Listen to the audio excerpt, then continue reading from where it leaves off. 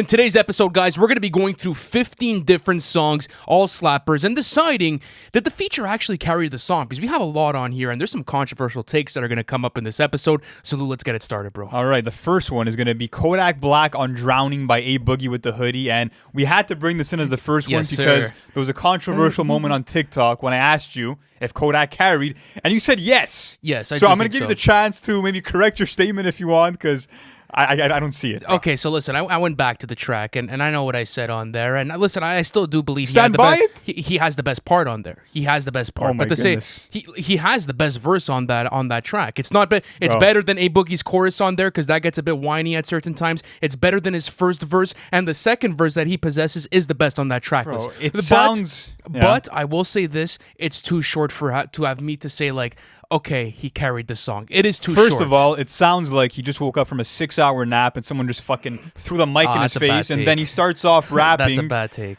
I'm the shit. I'm farting. I don't know how to potty, bro. That's bars to you. But listen, I'm okay with that. Like, take Kodak Black out of that song. That it's verse, not doing what it's doing. That verse is doo doo, bro. Like, I'm sorry, it's really not good. It's not doo doo though. It's really not good. It's listen, a great verse. Boogie with the Hoodie. I get it. The whole metaphor of him drowning. It's a bit played out, but it is cool the way that he fountain. I'm drowning. I get it, bro. I get it's a cliche, but the way the whole song's a cliche. Bro, he's flowing from the hook to the verse, same flow throughout the entire song. It's catchy, and I think that Kodak or no Kodak, the song would have been the hit that it was. No, I disagree on that one. Plus, like, I know you're not a fan of like cheap auto-tune. Like, the auto-tune on A Boogie didn't get annoying at certain points. Not. Especially within that chorus. A bit too stretched out. Kodak did not carry that song. He did not carry the song. Oh, you agree? He did not carry it. I think he still has the best part, but I don't consider the carry. Your word. Okay. I think he didn't carry. Good. Well said. Next up, though, we have Drake on Churchill Downs by Jack Harlow. And listen, we all know Churchill Downs is the best song on, Jack's new album.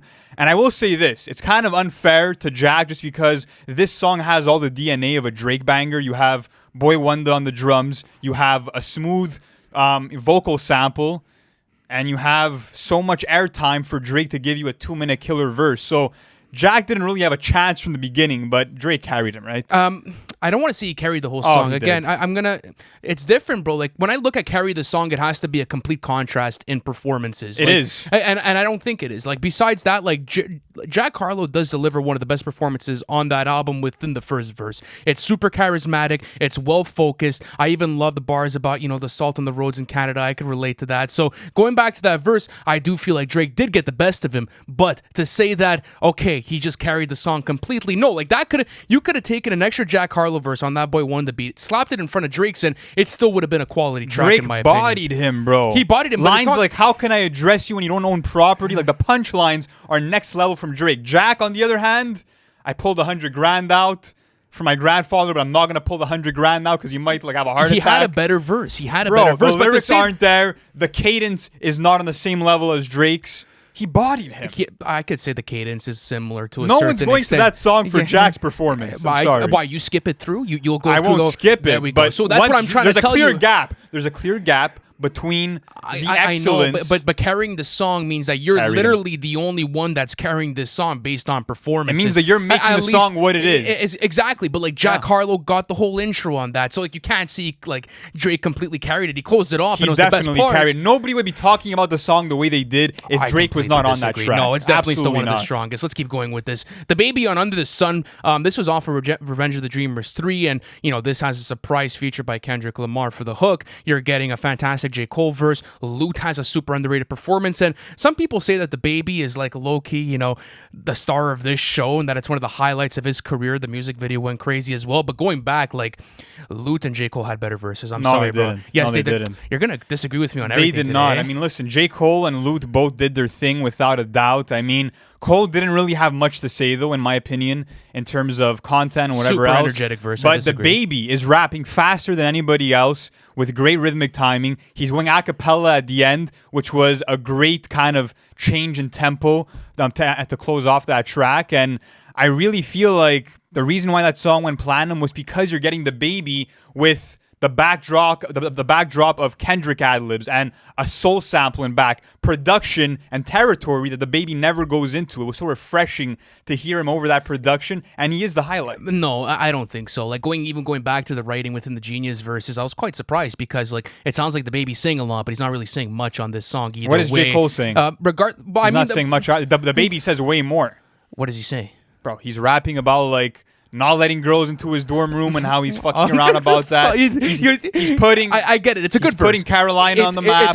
It's a highlight for him. But what I'm trying to say is that you have 3 other great performances right next to him. He clearly didn't carry this song, bro. I'm sorry. He didn't carry the song because everybody did well, but he had the best part on that track. I respectfully disagree. But next up, we have Lil Baby on Wants and Needs by Drake, and let's call a spade here. Yeah. All right. Lil Baby wins on Wants and Needs, and Drake gets the yellow Pikachu. All right. He gets the yes indeed, bro. Okay. We'll gift him that. We'll do that. Can we say that? We'll do that. I trolled you actually the other night saying that Drake has. I texted you right, like you're in the middle of doing your notes. I'm like, bro, Drake washed him though.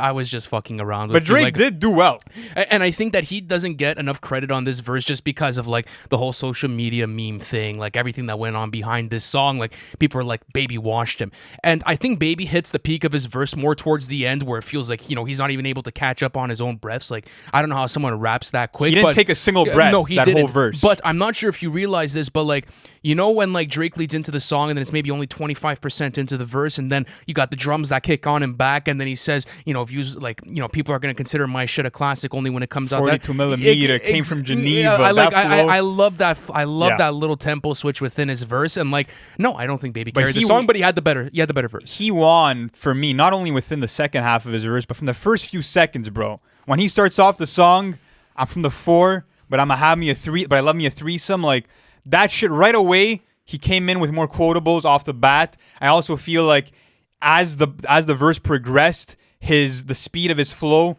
got faster and faster. It was a masterclass in rhythmic timing, and like we were saying, he didn't even fucking take a single breath, bro. It was a marathon. But I do agree. I do want to say this though. He did not carry the song. He carried the song. You think he carried the song? I think he carried the song. I'm not sure. I think it's still a great song with Baby. I think Drake was kind of just fucking around. Like he was having fun with it. He was throwing shots at Kanye. Like he wasn't taking it as seriously as Baby You want to did. talk about rhythmic timing and flow and cadence? That first pocket that he caught at the first half of that verse was fire. And he also has a super catchy hook on there. So you take those things out. What song do you have? Drake usually never gets carried on a song, but this is one of those rare cases where he does. He didn't get carried. But next up, we have Don Toliver on Can't Say, by Travis Scott. Yeah. One of the most iconic features, I think, in recent time. And what's interesting, too, about this song is that this is the song that introduced Don Toliver to the world. Yeah, this was like his welcome to the league. Like this was him coming through, and I remember going back to that first listening. I thought it was T-Pain. I swear to fucking God. Like I was there, and I'm like, who's doing this type of autotune crooning? And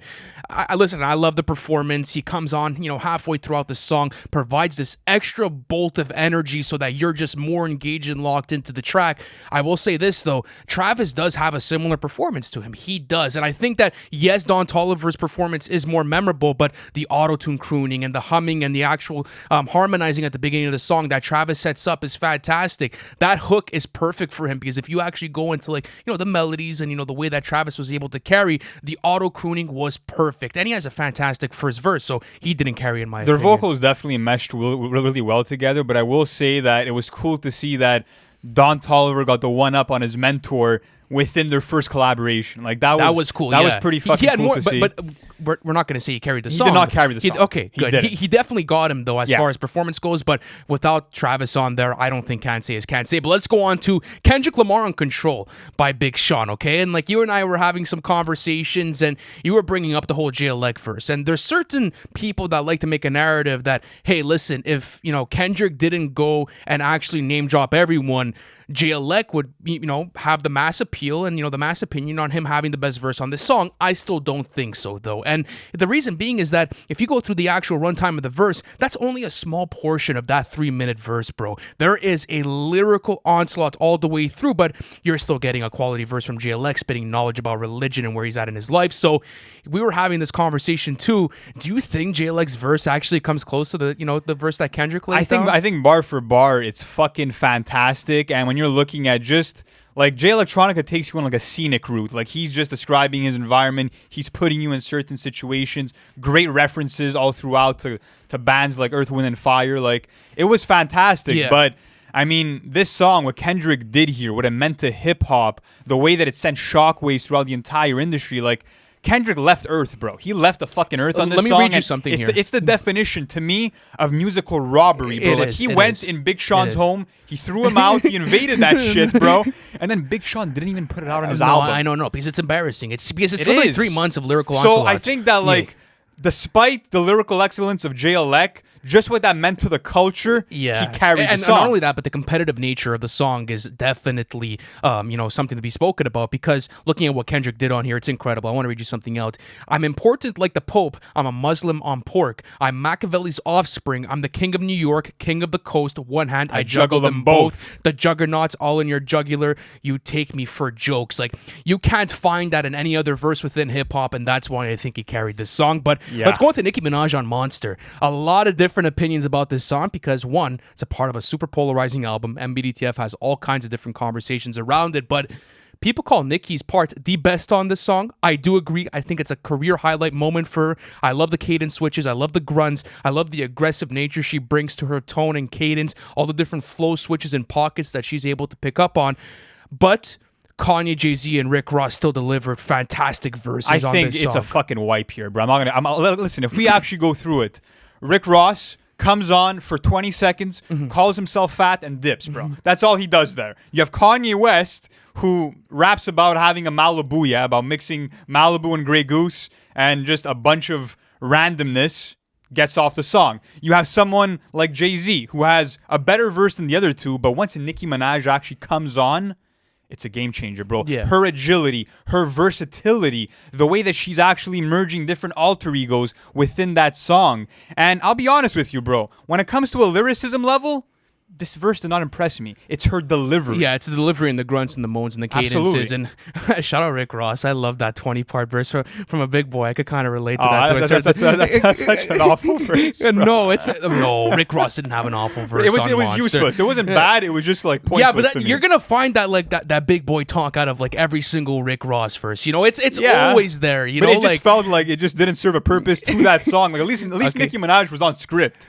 I know. Same thing for shout out both. Ricky Rose, but okay, yeah, I think Nicki definitely carried this song. She was everything on this. But let's go on to ASAP Rocky and New Choppa by Playboi Carti. One of my favorite off of self-titled. And I want to say this about the song. I love the chemistry that Rocky and Playboi Carti have here because the song's 2 minutes in runtime, and almost exactly at 1 minute in throughout the song, the transition goes on to Rocky's verse. I don't think he carried because the way that the song works, at least in my standpoint, and like the reason why I like it, that build up as far as Playboi Carti goes was integral to get you to that that vicious totally verse disagree. that Rocky laid I felt on like in the Rocky second was half. carrying Carti from the beginning because as Carti is kind of stringing through his verse at the beginning, which is pretty short, you have same runtime. You have Rocky's like you have his groans that are kind of carrying Carti's performance all throughout until he goes in, he blazes through the track, he's giving you that braggadocious momentum that he had in his earlier work in the early 2010s, and I just think that it's night and day, bro, when you're looking at just not only the actual performance, but the flows, the cadences, the bars. I mean, I get it. They were both doing their thing. It's cool how they're both kind of talking about this new Choppa, like they're a bunch of kids on Christmas morning that are unwrapping a new gift. Yeah. But Rocky, performance-wise, is everything on the song. Rocky got a better performance. Like, it's a much better performance, but I wanted to look at it more from the song standpoint. Like, take Carti out of there. Like, there's a lot missing. Not only that, but the same thing like you said about Rocky's ad-libs bleeding into Carti's first verse on this song. Loki happens for the end of Rocky's verse too when you start getting to the 2 minute point, and then you have Carti's ad libs coming through. So that's very minimal. But same thing. It's ad libs. It's always going to be mad. For Rocky, his ad libs are there throughout Carti's entire. Yeah, verse. but like what's minimal and what's not minimal, bro? Maybe like that's what I'm trying to say is that you go through the outro of his last verse there. 5 Rocky seconds versus like 30 seconds is a pretty fucking big difference. I didn't fucking time their ad libs or count them bar for bar with a pen and you're paper. Asking me what the difference but I'm saying was, is bro. that it's still there. It's still there though. It's still there and it's still on par. Rocky got him, but you guys let us know in the comments. Next up, we have Eminem on Renegade by Jay-Z, and this is the song that led to the phrase of someone being renegaded, and of course, this also became popular after Nas went on Ether and rapped, you got murdered on your own shit by Eminem. That was a huge fucking moment. And Yeah. what's interesting about this song to me is the fact that this was originally an Eminem and Royce the 5'9" song. Yeah. It was given to Jay-Z, and Eminem's verses never switched. That means that Jay-Z knew what he was up against and still couldn't top it. No, it's an all-time great performance by Eminem, one of the greatest of all time. But do you really think he carried the song? Like, think about that. Like, do you think, like, Jay-Z didn't have those performances on par with Eminem? Because, like, you're getting all-time great quotables. Motherfuckers say that I'm foolish, I only talk about jewels. Do you fools listen to music, or do you just skim through it? Like, I still love what Jay-Z's rapping about here. I just think that, like, Eminem got the best out of him, but not like a carry. This is Eminem's best verse of his career, by the way. Like, this song... Which one, the first or second? Both of them. These are the two best verses of his career. When I you're prefer the looking second at one. the way that he constructed his rhymes, okay? When he raps, if the shoe fits, I'll wear it. Truth, grin, and bear it. That entire verse, it's a 5-syllable scheme that just keeps going, bro. It's incredible. Like, the way that he keeps these rhymes and these end rhymes consistent throughout this performance, it's unlike anything I've ever heard. And even when I'm looking at subject matter, I feel like Eminem was a bit more profound, talking about how he's being the scapegoat for the media, for parents who are mad at the behaviors of their children. All the blame is going on him, and he's kind of just deflecting all of that. Yeah, but Jay-Z still has a super personal verse and performance as well, like talking about how, he came from a different upbringing and how he had to get to the spot that he's at right now, and talking about still everyone trying to go after him and how it pisses off his day. Like, I'm saying that even the diss, like, didn't have a great, like, spin on the mass appeal about these different verses. Like, it was obviously going to always go in Eminem's favor, but I don't think he carried. This is almost the definition of a carry. As like I said, it fucking coined the phrase being renegaded. But I mean, listen, I do see your point. Jay-Z had a great couple of verses on that track. But next up, we have Tory Lanez on What's Poppin' remix by Jack Harlow, and I feel like this is a kind of a rare situation where you could argue that the remix is better than the original. That's facts. Everybody had a great performance. A few cringy bars as usual from Jack, which kind of takes him out of the race for me. I think DaBaby did super well. It is a Jetson beat, so I feel like he was kind of at home on this production. He was going to be able to perform no matter what on it. Lil Wayne's kind of delivery and slurred out an auto-tune delivery towards the end of his verse. Great. It's not too great, but when you get to Tory Lanez, it's exactly what you want out of a Tory Lanez verse. Go to the old, New Torontos and go through some of his older stuff. You're always going to find a super quick, energetic, and aggressive Tory Lanez, and that's exactly what you got from this third verse. Like, I want to talk about him being braggadocious, talking about where he's at in his life, talking about his wealth, his fame, his fortune, his dominance. You'll find all of that within this one verse, and I think he washed everyone. I think he carried the song. I don't think he carried the song. Oh. we actually can't agree on a single fucking one on this episode, because I think you and I have different definitions of carrying a song, but go for it. What do you think? I don't think he carried the song just because, like I said, it was cool that Jack didn't come in with the same verse from What's Poppin', came in with a refreshing verse. But you said he was out of the race. He was out of the race, but I'm saying he still brought enough to the table. Like I said, DaBaby was fantastic. Also had a very quick flow. He was good. He wasn't fantastic. Lil Wayne didn't do great, but again, it's not like they took away from the song. Tory Lanez killed it. Shouts out Canada. Also has like this playful energy, the same kind of energy he has on like that Aiden Ross freestyle that he did, which was super viral. But I just don't think that his verse was way better than everybody else on that track. I do think so. Yeah, I think for at least as far as performances go, he got everyone on this. But okay, another one where we disagree. Let's keep going on with this. Anderson .Paak on R&P by Corday. Fuck, dude. I went back to this and like, if Anderson .Paak's not on this song, bro, I don't know where the song goes. I'm being honest with you. Like, he literally dominates as far as rapping performances go, especially like when the transition goes into his rapping on the first verse. Has some of the best. That was one of the best choruses as well of 2019, and the back and forth. Like, that's kind of Corday's highlight of the song is the back and forth with Anderson. But if you don't have Anderson there, how is that back and forth happening? Plus, like, the production feels a lot more at home for Anderson than it does for Corday. So I'm gonna go, yes, he did carry on this. Yeah, one. and I think that when it comes to like those soulful hip hop productions which J. Cole provides here, Anderson's always gonna strive over those. And so does Corday, but I just feel like it was nice for Corday. I just feel like his rapping performances didn't make up for like the room that Anderson took up on this track. Not only that, exactly. It's like the fact that Anderson has the hook and absolutely mesmerizes you with it. Even when you're looking at the call and response between them, it's really Anderson who comes with the clever wordplay, talking about having a bald bitch that he calls Mr. Clean. Like, he's the one bringing the comedic relief to the song as well. Sure. So like, Yeah, he just checks every box on there. But he sounds at home. not only that, but I feel like he felt a lot more comfortable within the back and forth as well. Like he felt like a lot more smooth. It felt like They were both smooth on the back and forth, though. they were both smooth, but I do think that, I do find that Anderson .Paak did have more of a clean transition from like when it was going back and forth. So he from carried? Yeah, he did. I think he carried. Absolutely. Okay, let's go on to Trippie Redd on 66 by Lil Yachty. I love this song.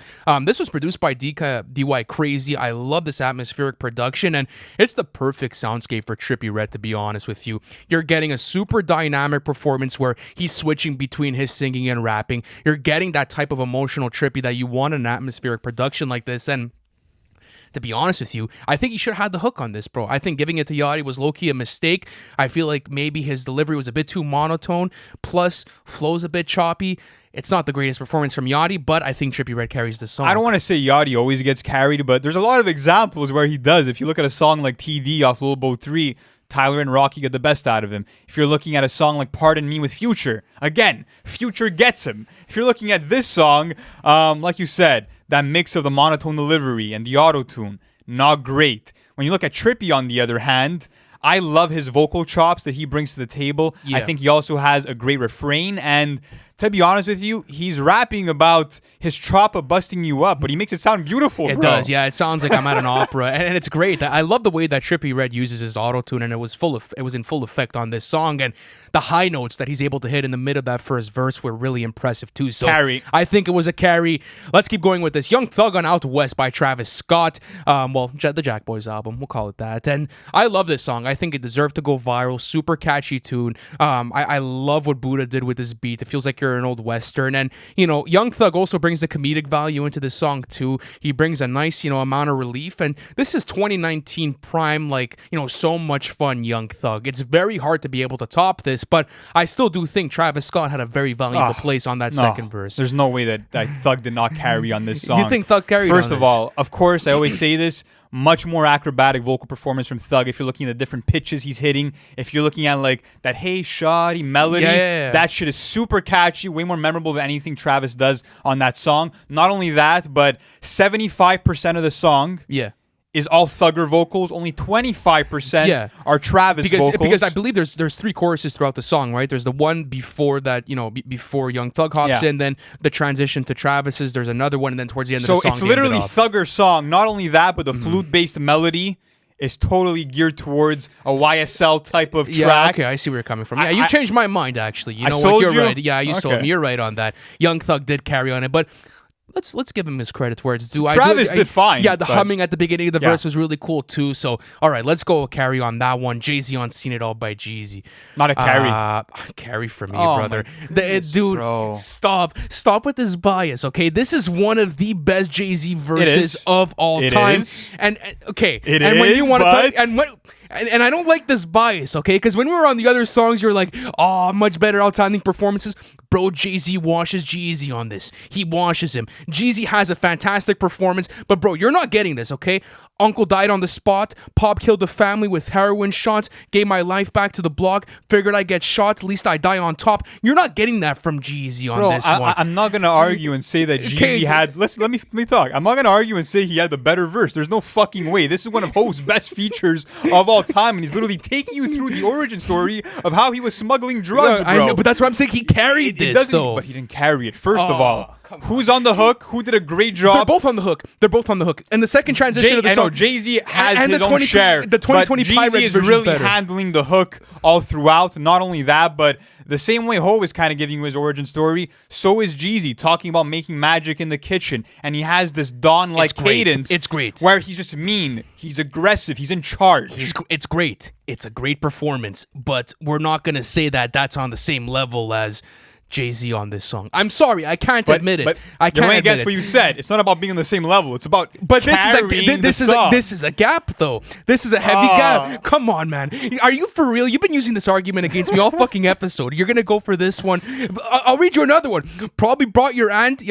Okay, probably brought your auntie a couple of bags. I probably front your uncle a couple of halves. Was in the S class. You was just in class. I know. Come on. Yes, please give it to me. Come on. All right, bro. There we go. Right. Finally. I still think Jeezy killed it. But next up, the last one for today, guys, we have Capital Steez on survival tactics. And listen, man, when this ended up dropping, I was convinced right away that, you know, this was a top 10 feature verse of all time, and I still stand by that. Yeah. I think coming out the gate and this being kind of your main entrance to hip-hop's mainstream and being able to spit on this level at 17 years old, it's absolutely wild. And just this verse alone proved that he would be a problem going forward. But That's facts.